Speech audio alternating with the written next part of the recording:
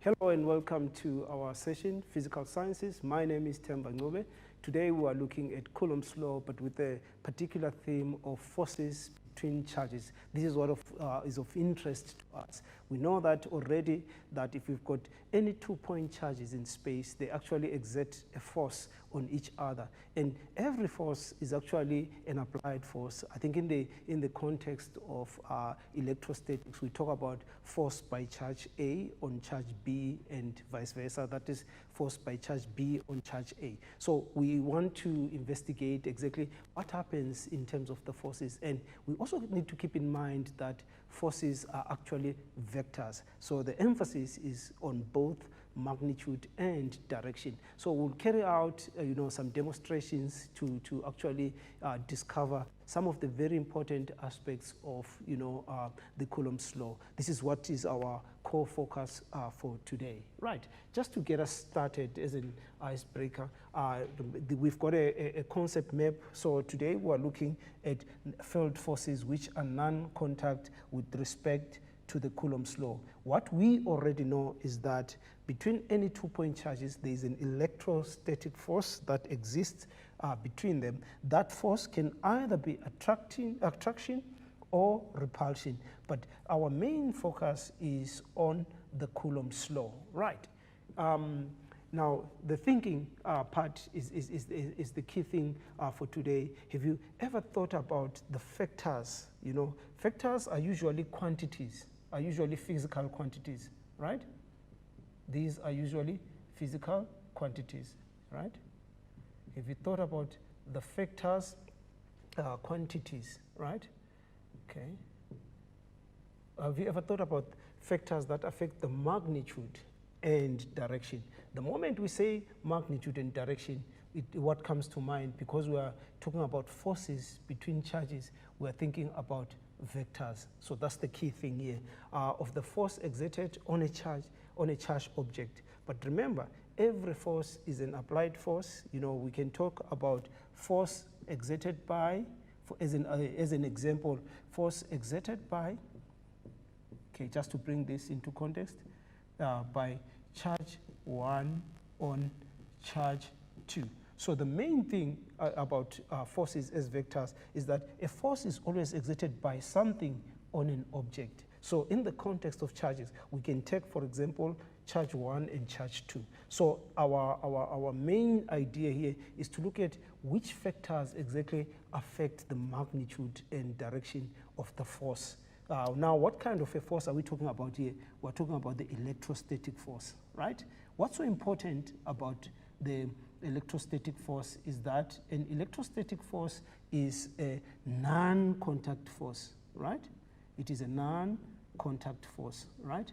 Now, if we are to break it down, if we talk about a non-contact force, as an example, a magnetic force is a non-contact force. The gravitational force is also can be, a non-contact force, as well as the electrostatic force. Okay. Now, what's so common about these forces that we've mentioned as examples of non-contact force is that exactly these forces are actually field forces. They act on one object by another over a distance, and the concerned objects need not to be in contact with each other. So hence we talk about the field forces and non-contact forces in the context of electrostatics. Right, okay.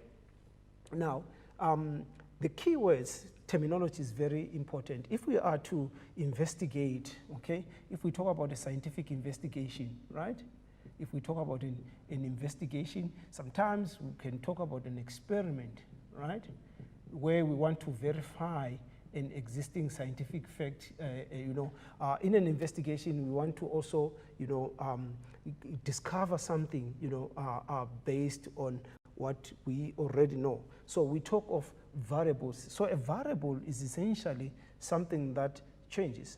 Now, if we talk about an independent variable, we're talking about that physical quantity that is manipulated, okay? The physical quantity, okay? Physical quantity, right, that is manipulated, okay? So what do we mean when we say it's manipulated, okay? We are saying that as experimenters or investigators, we can actually change that variable to see exactly how it affects the other one. So we'd call this the independent variable. Take note of that, okay? And it's always a physical quantity, right? And then we also talk about the dependent variable, right? So the dependent variable, in other words, you may refer to it as the response variable, okay? So this is our response variable. In other words, changing the independent variable, we want to see how it affects the dependent variable. Hence, this is our response variable, as the name suggests, right? And then we've got the controlled. Controlled is the one that always remains constant, right?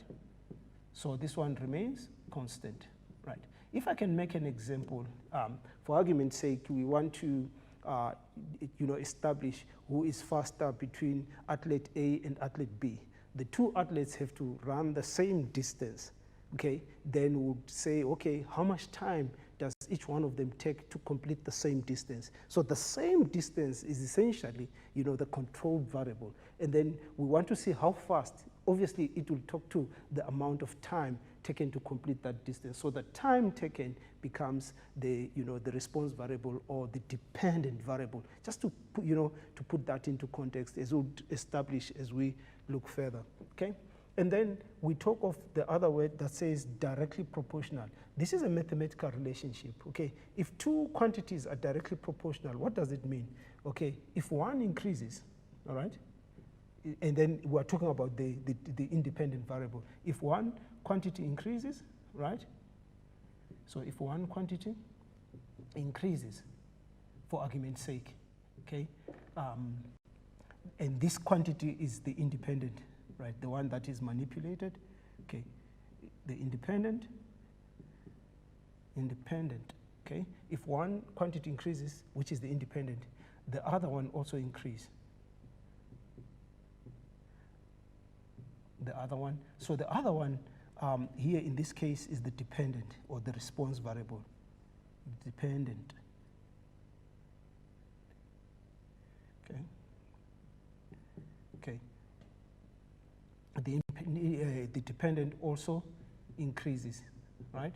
As an example, but in the same proportion, just to qualify that, in the same proportion.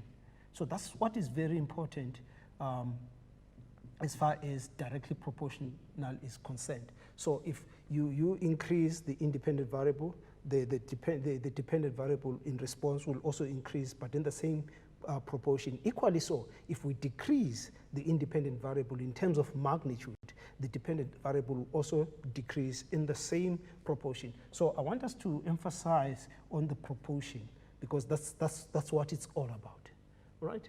And then the other term is inversely proportional, okay? Now, if